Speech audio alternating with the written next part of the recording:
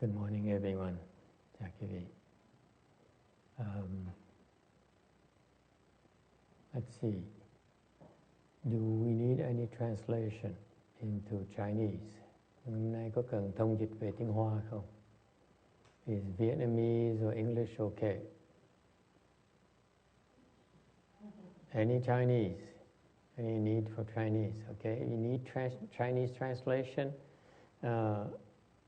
Our nun there, Xin will be glad to translate for you. So sit next to her. There are a lot of you. We can use the microphone.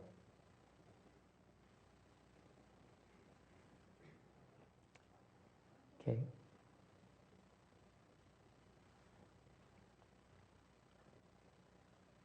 Just a few announcements to make. Tomorrow is the temple. We plan to organize the Buddha's birthday. For the Buddhists, it's one of the bigger holidays, bigger events in Buddhism. Mà ngày mai là có lễ Phật đản. Actually, tomorrow is a very auspicious day because it's the actual date of the birth of the Buddha to this world. Ngày mai thì là ngày rất là cát tường, rất là tốt. Tại vì cái ngày mai là ngày mà Đức Phật giáng sinh vào cái cõi Ta Bà này. So if you plan to get married, tomorrow is a very good day. Ngày mai người nào muốn cưới chồng cưới vợ đó, ngày mai rất là tốt. Okay, tomorrow is such an auspicious day that you can do you do good things. Tomorrow you do things, undertake things, the good results will happen to you. Ngày mai quý vị làm cái gì mà bắt đầu làm ngày mai làm thì cái chuyện tốt nó xảy ra cho quý vị. Okay, you have to be smart. The timing the timing is very important. Cái lựa chọn đúng giờ giấc nó rất là quan trọng. Okay, but tomorrow at our temple we're organizing a ceremony for that, an assembly we call it for that, where we recite we do a ceremony, part of which is we recite the Shurangama mantra. Thì trong cái lễ mai cử hành đó sẽ có tụng chú Lăng Nghiêm. The Shurangama mantra, for your information, is from our perspective the most powerful mantra in this world. Cái chú Lăng Nghiêm là cái thần chú mà mạnh nhất trong cái thế gian này. It's taught by Shakyamuni Buddha. Ngài Thích Ca Mâu Ni Phật dạy truyền cái pháp thần chú Lăng Nghiêm này in order to protect the world, để mà bảo vệ cho cái thế gian này. So for example, because of that, Buddhist monks and nuns are supposed to memorize it. Bởi vì vậy, những người xuất gia đó, tỳ kheo tỳ kheo ni là phải thuộc lòng cái thần chú này. Because as long as there's a person who memorizes it, thì nếu có một cái người trên thế gian này mà thuộc cái chú này, and recites it, và tụng và trì cái chú này, then the world will be safe. Thì cái thế gian này sẽ được bảo vệ, được an toàn. Believe it or not. So this is what we do for the world, and very few non-Buddhists know about it. Chúng tôi làm như vậy mà ít người ngoài Phật giáo không hiểu cái chuyện này. Okay. And we bow to the Buddha, chúng tôi còn lạy Phật nữa. And then we have a bathing the Buddha ceremony, the God tắm Phật. That bathing the Buddha, you come up and you bathe the Buddha, and it symbolizes, tượng trưng cho the elimination of your three poisons. Tắm Phật như vậy nó có công dụng là nó trừ cái tam độc. We all have the three poisons according to the Buddha's teaching. Theo Đức Phật dạy này, chúng ta ai cũng có cái tam độc. The three poisons are greed, anger, and stupidity. Đức Phật dạy rằng cái con người ta có một cái độc này gọi là tham sân si. Because of these three poisons, we are hurting ourselves. Vì cái tam độc này chúng ta nó tự hại mình lấy. Okay. In fact, Buddhism is kind of weird in that when we first start out, we tell you about unpleasant things. Đức Phật dạy lạ lắm. Lúc mà dạy bắt đầu dạy, Ngài nói là toàn chuyện mà khó nghe không à. When he first started to teach to the humans, khi Ngài bắt đầu dạy con người đó, he says life is full of suffering. Ngài dạy đầu tiên Ngài nói là cuộc đời nó khổ nhiều lắm. Okay, it's a very very interesting way of teaching. Thầy thấy cái như vậy rất là lạ luôn. In fact, when the Buddha came to our world, he was a great meditator already without any teachers. Lúc mà Đức Phật sanh vào cái cõi Ta Bà này, Ngài có cái Ngài thiền rất là giỏi rồi, không có ai dạy hết đó. It's an inborn quality in him. Đó là một cái biệt tài mà Ngài có mà có sẵn rồi. Okay. So for example, at the age of 6 or 7, tại lúc mà Ngài 6-7 tuổi đó, his father was the purized king. Thì Ngài Tịnh Phạn Vương đó, là ông vua của Đức Phật đó. His country, there was in the summertime, and there's celebrating a very bountiful harvest. Thì ở thời đó, cái lúc đó đó, đang cái mùa mà hái lúa. And so everyone's very happy. Everyone went out to the field, and they have this huge party, beer party or cake party, something like that. I think ngày xưa họ có một cái tổ chức một cái tiệc ở trong ruộng đó, chắc là uống bia nhiều lắm.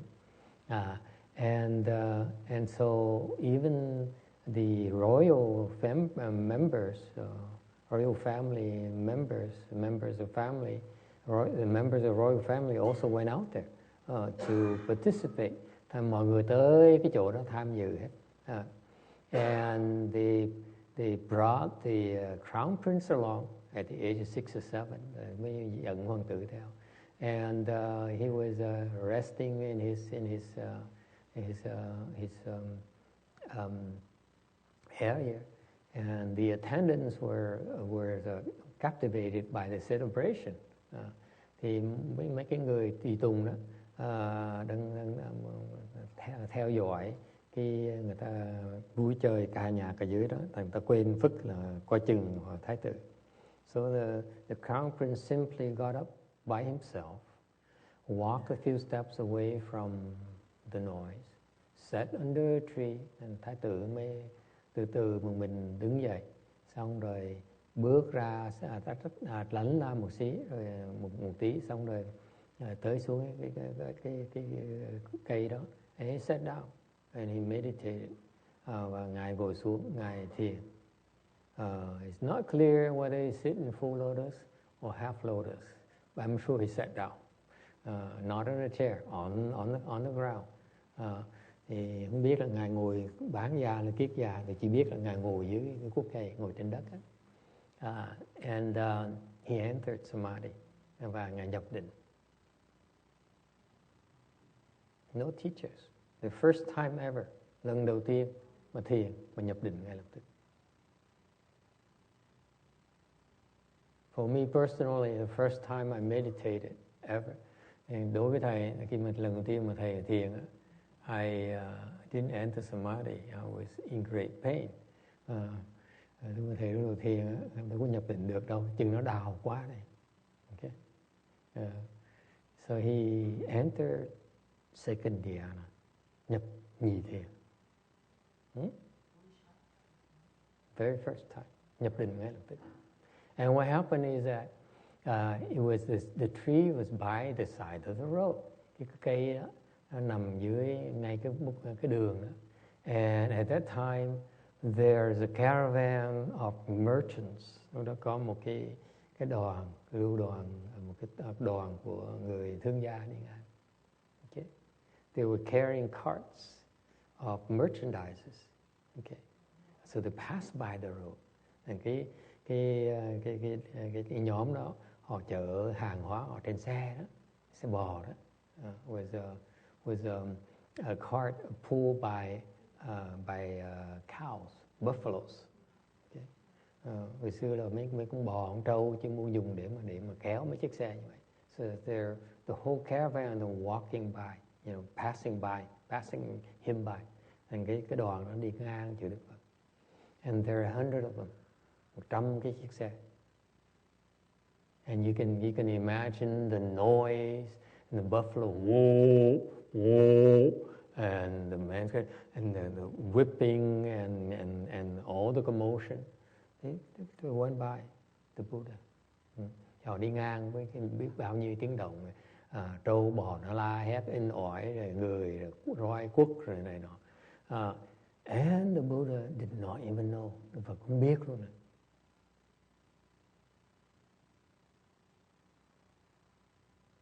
Isn't cool?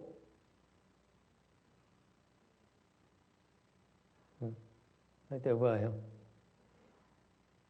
And that's what happens when you're in samadhi. And cái gì mà nhập định nó như vậy đó. You are shielded from the outside world. Thành cái gì nhập định đó, là cái gì được tách ra khỏi cái thế giới bên ngoài. You go inside yourself. Vỡ vào cái thân tâm của mình. And your mind blanks out. Cái óc cái vị, tâm cái vị nó trống lại. So you hear nothing anymore, không nghe gì hết. You don't feel anything, không có cái cảm giác gì hết. Okay. You don't smell anything, không có ngửi gì hết. Right now I'm smelling food being cooked in a kitchen. It makes me feel hungry. Nghe ngửi cái mùi ăn đó, hiện bây giờ đang có mùi, có người cúng đang nấu đồ ăn trong bếp gần Phật điện này, thì cái mùi ăn đó, nó thơm, nó ngon, thành khiến thầy tham ăn, nó nghĩ chuyện ăn. I feel like cutting short this talk so that we can enjoy the lunch. Tính nó nói ngắn lẹ đi để đi ăn trưa. What's the point? Yes.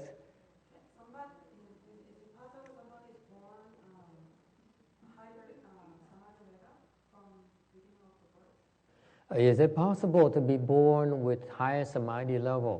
Có thể sinh ra mà có được cái định lực là không? Is it possible? My God, this is the kind of question. First of all, I explained to you samadhi, which no sane meditation teacher would want to explain to you. Thứ nhất, thầy mới giảng cái vị biết cái trạng thái của cái định là cái gì. Mà thường những người dạy thiền không ai dạy cái vị như vậy, không giảng cái vị đâu. Why is that? Because they said, if that kind of state is called samadhi, how come I've been meditating for 20, 30 years, I ain't ever experienced it? Tại một khi mình mô tả cái vị cảnh giới thiền như vậy, định như vậy đó, thì người sẽ hỏi tại sao tôi thiền 20 năm, 30 năm rồi mà tôi chưa bao giờ thấy cảnh giới đó hết. Okay? What am I doing wrong? I don't know. Okay? So number one, I explained to you something called samadhi, and then when you do that, you expose yourself to what we term difficult questions, difficult to answer questions, which we limit one per session, actually per day, as a reminder. Bởi vì nói những cái chuyện như vậy, tự nhiên có người hỏi những câu hỏi nó hóc búa, nên thầy nhắc cái vị tới chùa Lưu Sơn Từ làm ơn hỏi một ngày một câu hóc búa thôi. Remember that, Mark? One hard question per day, that's it. Okay, yeah. Second question we ignore you. Người nào hỏi câu hỏi hóc búa thứ nhì cùng một ngày chúng tôi sẽ lầm lơ. Okay, we put you on a black list.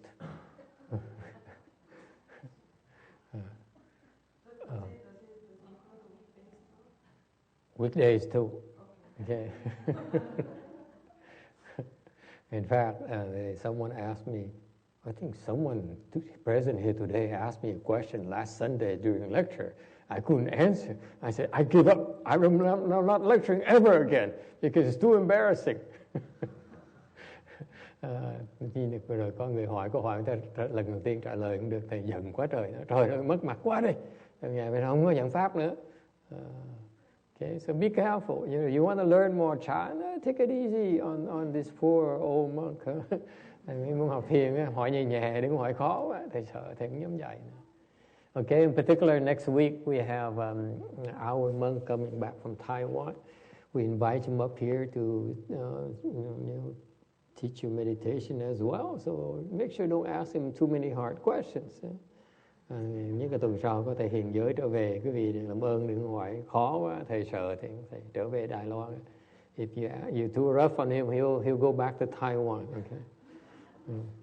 Where they don't, they're very easy on the monks.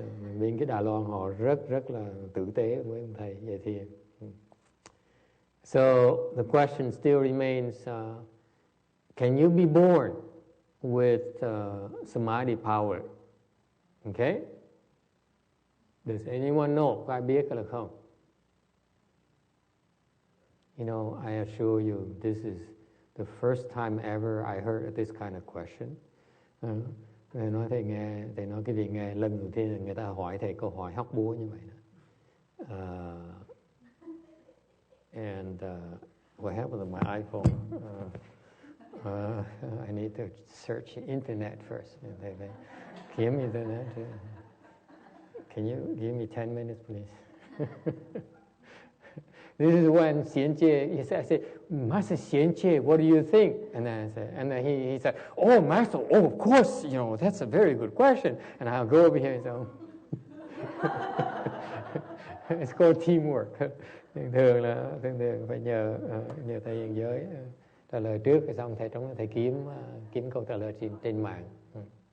What do you think? Is it possible to be born with samadhi power? Yes.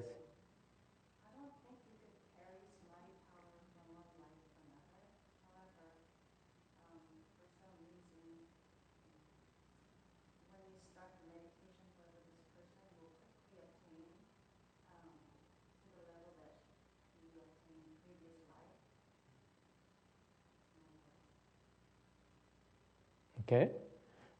Câu trả lời là bản bổn sinh thì không có rồi. Thường nếu mà có trình độ trước đã tu rồi, thiền rồi thì cái kiếp sau nó dễ đạt được cái cảnh giới đó. So I repeat the answer. The suggested answer in English is that it's probably you are not born with the samadhi power, but if your prior life you meditated before.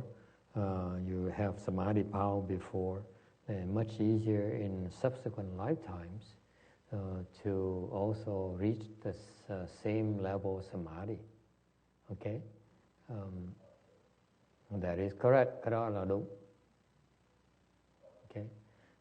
This is why meditation is pretty nice thing, nice practice. Bởi vì cái thiền nó lợi lắm. If you practice meditation, you meditate.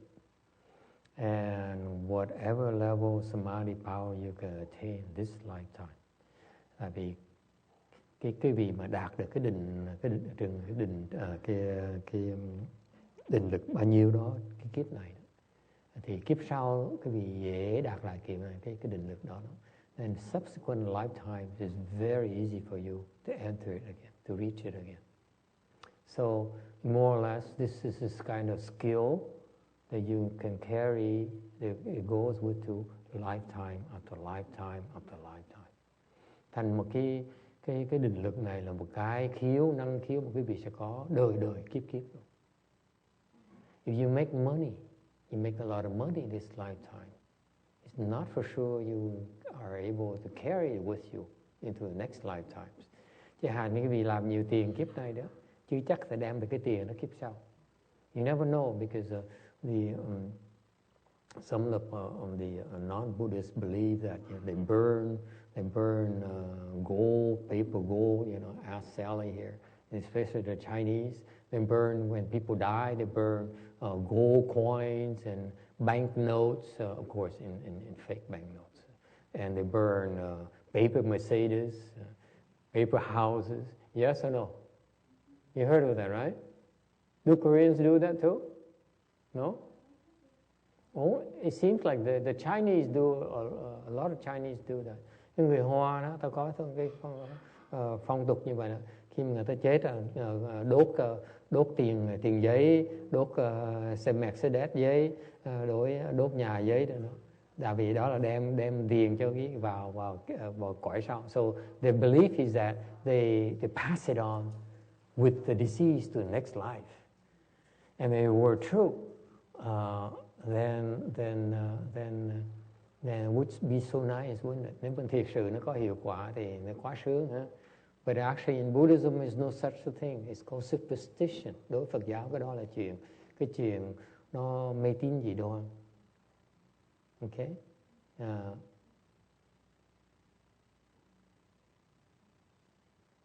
All right. So the money and the fame and the material things you earn in this lifetime is not cannot be carried on to the next lifetime. Nên thưa, những cái ngoại vật mà quý vị làm lụng được, làm ra tiền, nhà cửa này nọ đó, vật chất bên ngoài quý vị không thể là đem cho kiếp sau được. Okay. What you carry along is something called what? Cái quý vị đem theo cái gì? And blessings, gọi là phước báu. Yes. And how do you create blessings? Làm sao mà tạo phước báu bây giờ? Red Ferrari to me. Yes, that's one way. Cũng là chiếc xe màu đỏ. Đó là một cách rất là tốt. Excellent way, as a matter of fact. In my humble opinion, what you carry along with you actually is a very important concept. Cái vị đem theo cái gì? You carry along your karma. Your karmas. Cái vị đem theo những cái nghiệp của mình. Okay? So, for example, if you're able to enter samadhi, chẳng hạn quý vị có thể nhập định được, then entering samadhi is called a karma. Nhập định gọi là một cái nghiệp. Then you can carry it with you. Có thể đem theo được.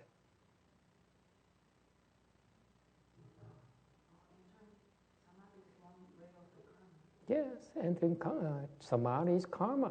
Therefore, if you're able to do that, you carry that with you.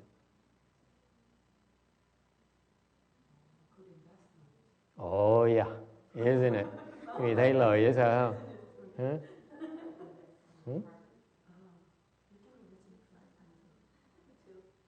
Yeah.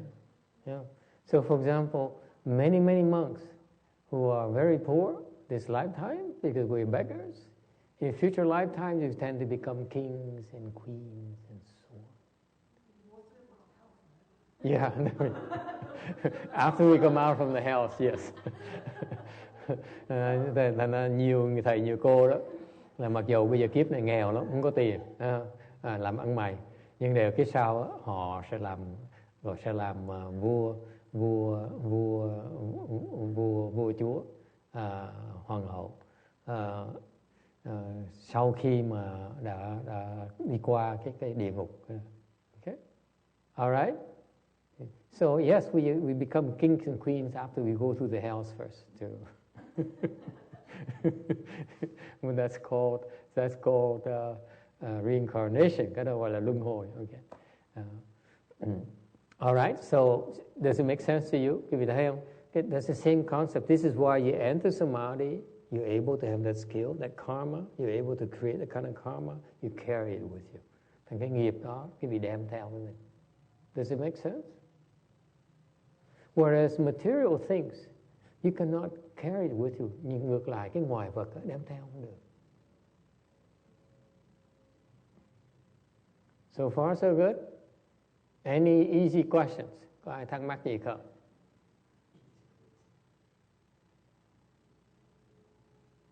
Okay.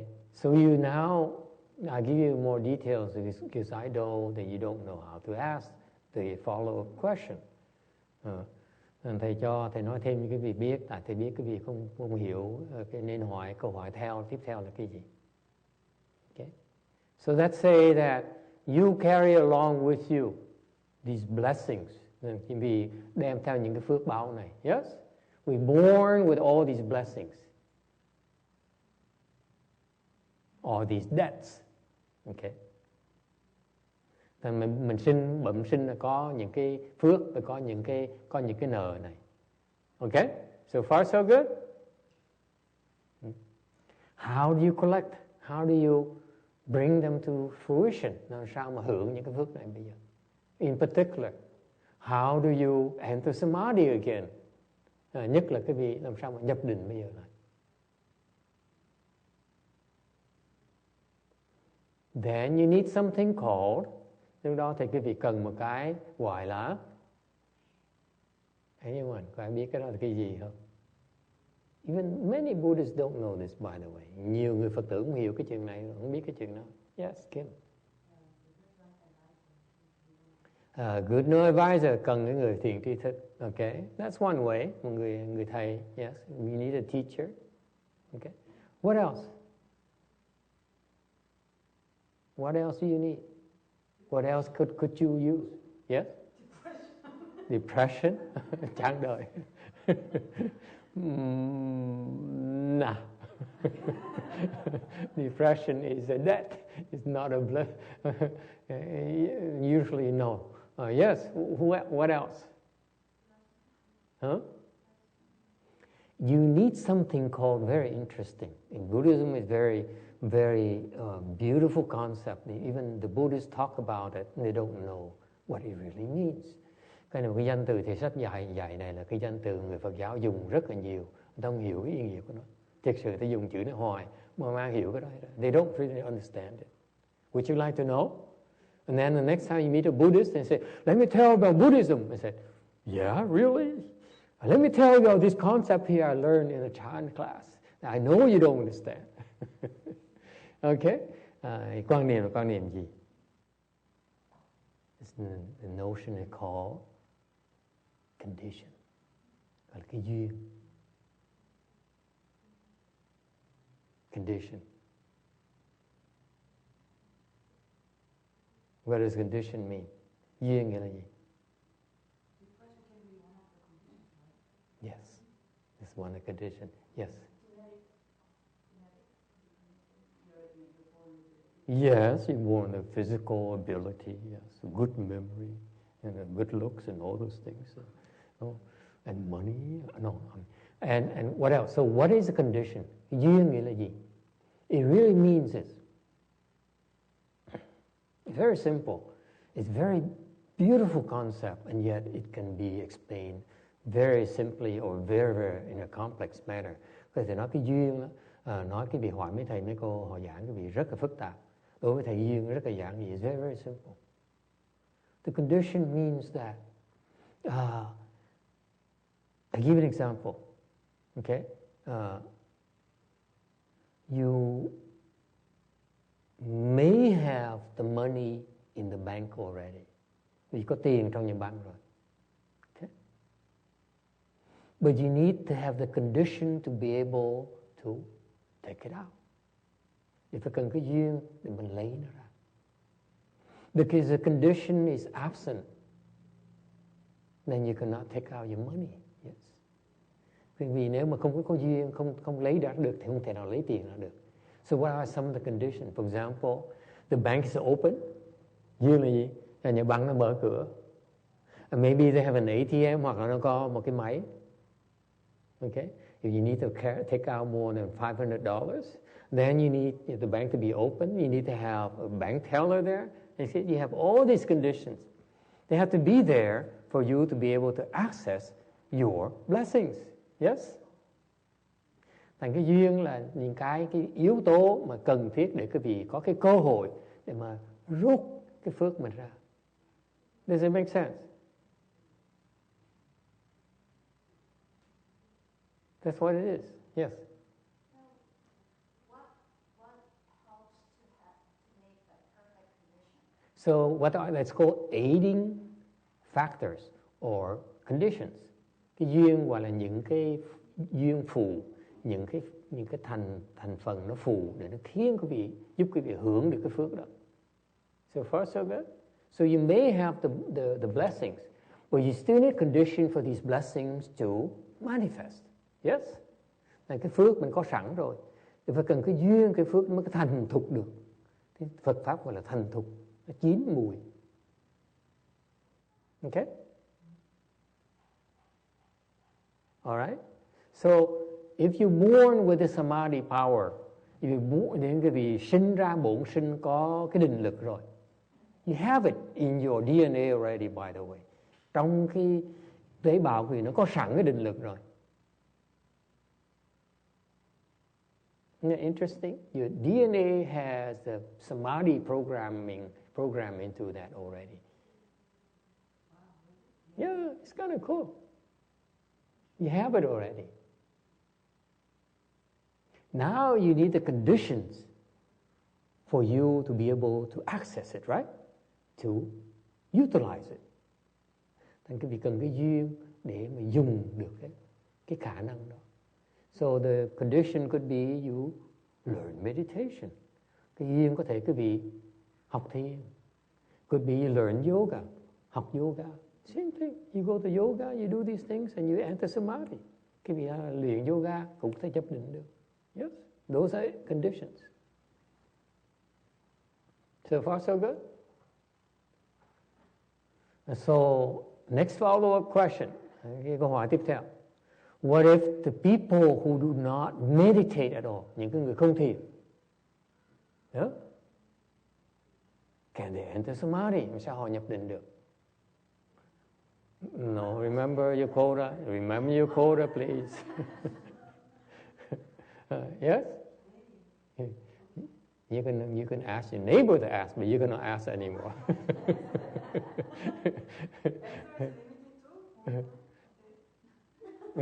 Answer? Answer? Oh, answer is okay. Answer is unlimited. Yes. So, can someone who has the samadhi in the DNA already, can they enter samadhi without meditation, without yoga, without qigong, without anything? Thầy hỏi câu hỏi quý vị, nếu quý vị có sẵn là cái khả năng nhập định rồi, trong cái máu quý vị rồi, quý vị, nếu quý vị không thiền, nếu quý vị không học tập yoga, không học khí công, có thể nhập định được không? Yes.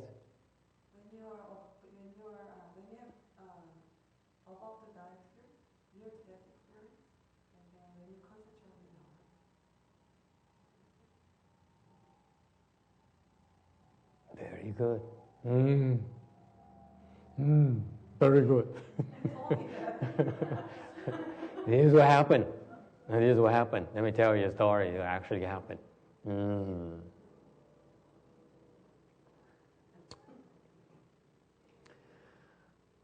Back then, there is a king. Okay, đời xưa có ông vua đó. He says, he says he was set out to prove, muốn đem ra chứng minh mọi chuyện.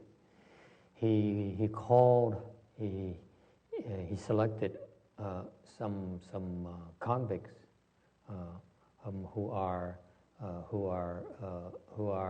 about to be executed. Chọn những cái người mà bị tù nhân đó, mà sắp bị giết tới nơi rồi, about to be executed. Okay? And he says, I give you a chance to live if you are able to do this. Thằng vua mới nói là nếu như mà quý vị mà làm được cái này thì tôi sẽ tha mạng cho quý vị. So he says, he filled up a cup with oil. Lấy một cái tách, đổ dầu vào.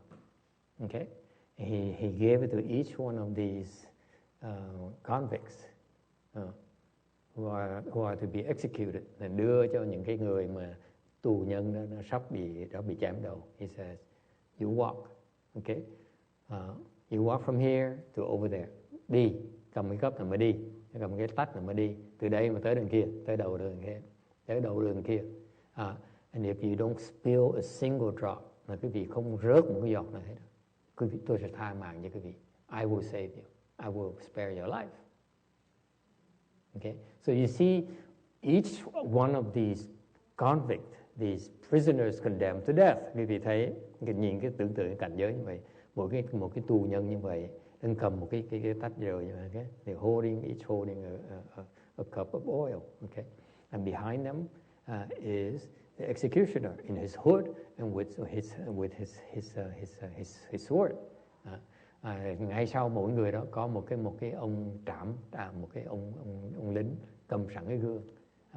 If you see any drop of oil dropping to the ground, bất cứ một giọt nó rớt xuống á, and you see this guy, you know, chém cái phụp. Okay, so you see these prisoners, these 10 prisoners walking, and you see.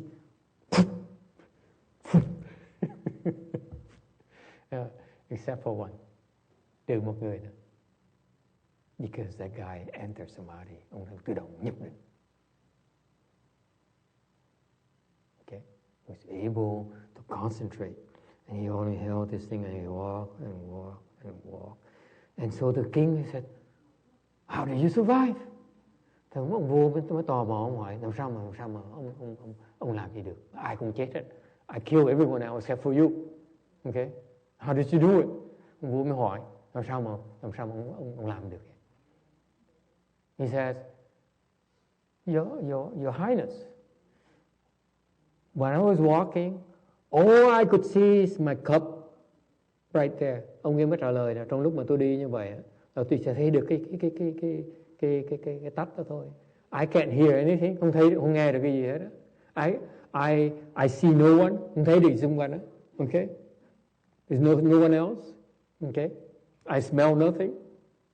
Okay, all I could see is a cup that I was holding. Tôi chỉ thấy được cái tách này thôi. That's it. And that is samadhi. Cái đó là nhập định.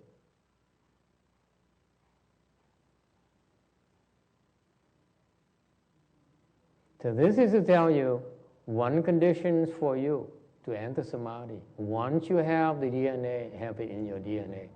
Dạ như quý vị biết, một khi mà cái tế bào vì nó có sẵn cái khả năng nhập định rồi, one of the condition, very powerful condition, một trong những cái nguyên nhân mà nó rất là có mạnh đó, hiệu quả đó, is when you feel là cái vị cảm thấy bị threatened, bị đe dọa.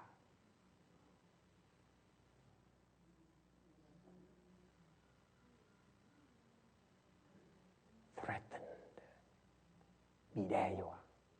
Nó nhập định. Isn't that cool?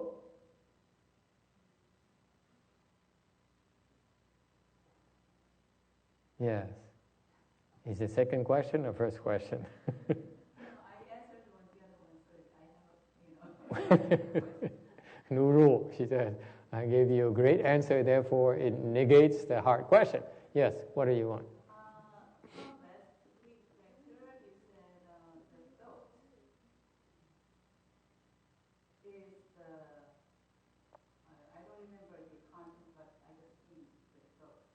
Mm-hmm. And then the thought, when combined with the samadhi, that's when all the manifestation comes.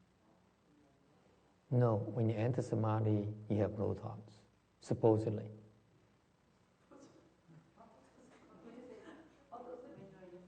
When you enter samadhi, you have no thoughts. Your mind blanks out. There's no thoughts. So after you exit samadhi, You say, whoa, what happened?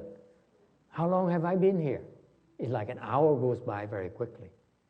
Okay, 45 minutes is like this. Thành cái vì lúc mà nhập định đó, trong óc cái vị nó không có tư tưởng hết đó. Thành khi mà mở xuất định một cái, mấy bạn thấy ủa sao mình ngồi cả một tiếng mà giống như có một giây à. So an hour goes by just like this. You have no notion of time because there's no thought. Your notion of time, by the way, is because you have thoughts in your mind. Cái thì giờ là tại vì tâm óc cái vị nó có tư tưởng mới thấy được thì giờ. You say tick tock, that's thought.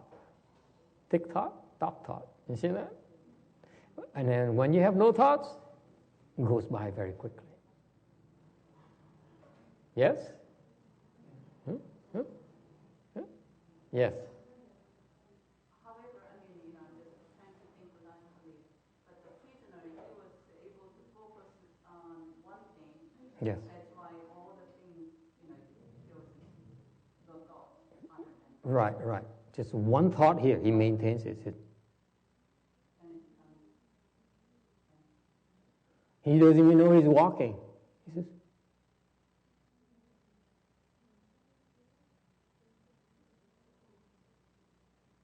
that's all he knows. One thought. Because why does it spill? It spills because you have this movement, right? Cái tách nó rớt, nó giọt ra tại vì cái tay quý vị nó nhúc nhích, right? Yeah, your hand moves, right? Your hand moves because there's a thought. The only way your hand moves is you have a thought in your mind. Cách duy nhất mà cái tay quý vị nó nhúc nhích là tại vì óc quý vị nó khởi lên một cái niệm. Do you realize that? Your hand moves because of a thought. So when he says with only one thought it doesn't change, his hand doesn't move anymore.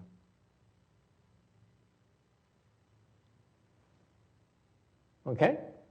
Does that help? So, yes. I thought the high levels of thought in mind is without thought. Don't even need the one thought. Right.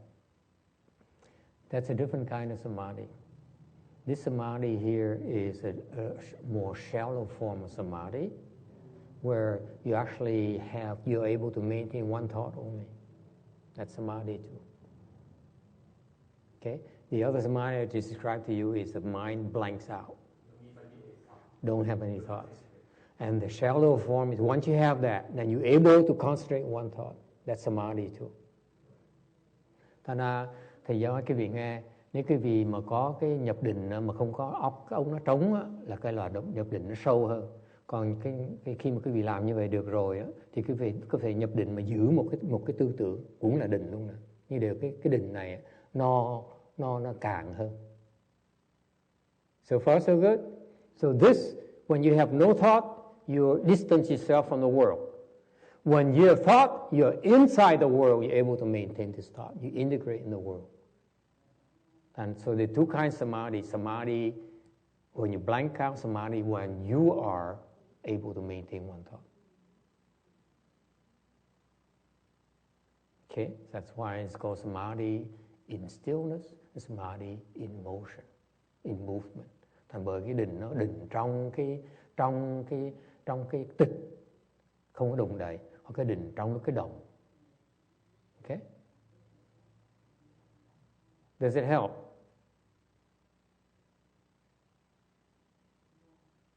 Okay, now you know a lot more about samadhi than most meditation teachers. Ngày hôm nay quý vị học nhiều cái định mà quý vị hiểu nhiều hơn những người thầy dạy thiền nữa. Okay? All right? Lunch time. Very good. Any other questions? Ai có thắc mắc gì khác không? So that's the thing. The thing. Once you have in your DNA, thì một khi quý vị có cái khả năng rồi. See, it pays to develop samadhi power when you think about it. You learn to meditate, you learn yoga, you learn qigong. You all should be to develop samadhi power. Yes? Ta nói cách khác, khi mà quý vị học thiền hoặc là luyện yoga hoặc là luyện khí công thì mục tiêu quý vị phải là phát triển định lực, đúng không? Otherwise you'll be wasting your time. No? So that's why in our chant class, the objective is to help you develop samadhi power. We don't want to waste your time or our time. Nên cái lớp thiền này chúng tôi là giúp quý vị, mục tiêu giúp quý vị phát triển định lực. Thôi chỉ phí thì giờ quý vị thôi. Now you have this samadhi power. You carry it with you. Nó sẽ đem theo đời đời kiếp kiếp, lifetime after lifetime. It's a tremendous asset to have. Đây là một cái tài sản quý vị không thể tưởng tượng nó quý đến chừng nào.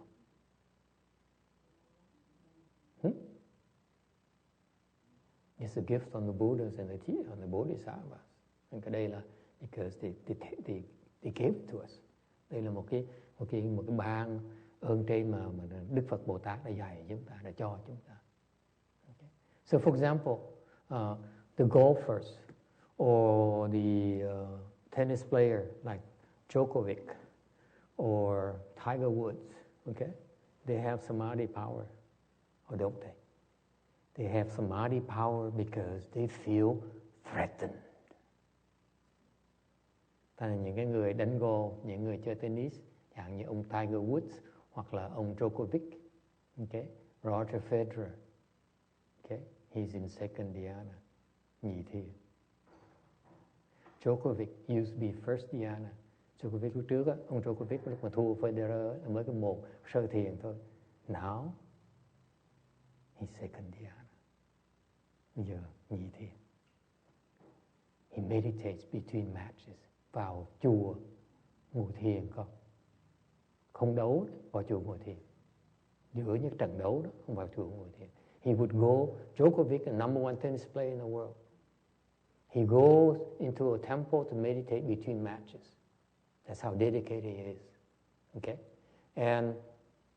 And what you guys don't realize, anyone plays tennis by the way? Có ai đánh tennis không? Just three of us? What do you do for on your pastime? Oh my God.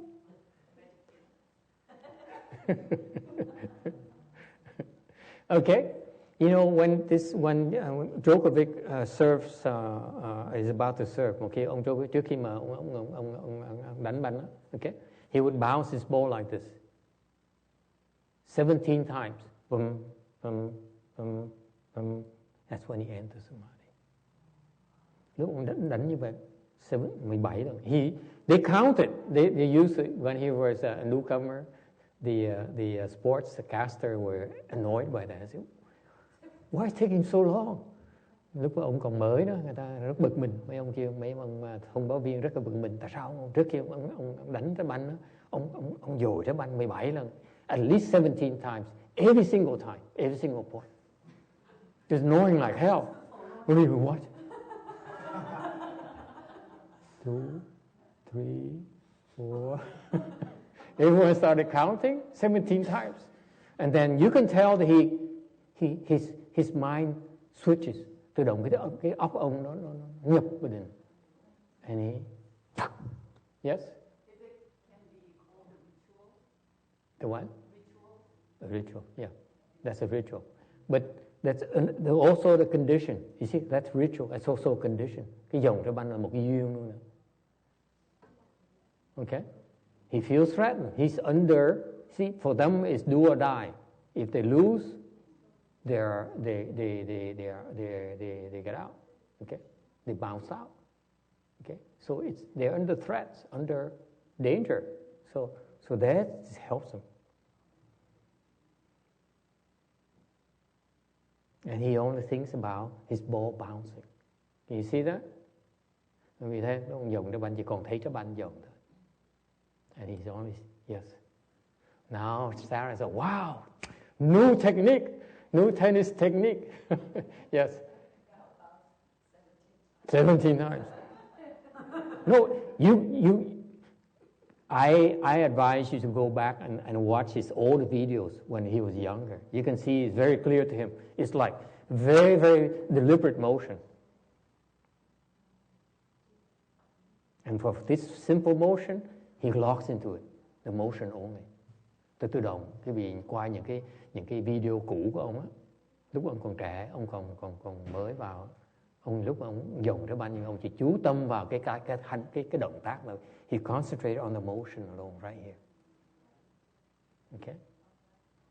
His mind locks into it. He enters samadhi. Isn't it cool? Now you know. And he used to lose to Federer. Federer used to be second dhyana. Okay? And then he began to beat Seth Federer because he entered second dhyana. Now his samadhi power, still second dhyana, but slightly higher than Federer. That's why he can beat Federer. Now Federer is like, no match. He asked me, don't even bother watching. There's no way. Much higher concentration. Yes? So, Master, when he felt threat, he's feeling threat because, I don't know if I should say greed, but he wants to win. No.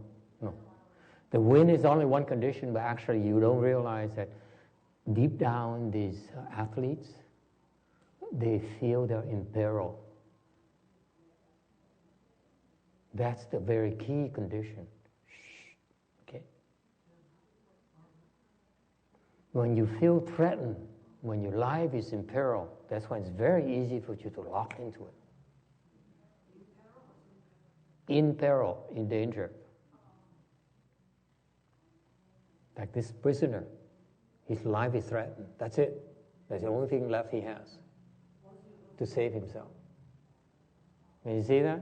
Only thing left in life, that's the most important thing left in life is save yourself. And by not spilling. So Djokovic or Federer, they can enter samadhi because they feel threatened by the opponent. They're out to get him. Okay?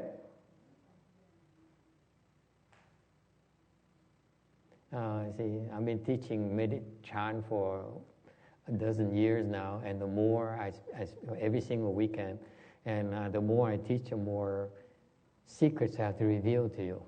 Okay? I assure you this is not written anywhere. Thời dạy thiền 12 năm này, mỗi tuần phải dạy, phải kiếm chuyện, hết chuyện nói phải đem lộ những cái tiết lộ, những bí mật để cho quý vị biết. Okay? All right. Shall we go to lunch? Mời quý vị đi dùng trước.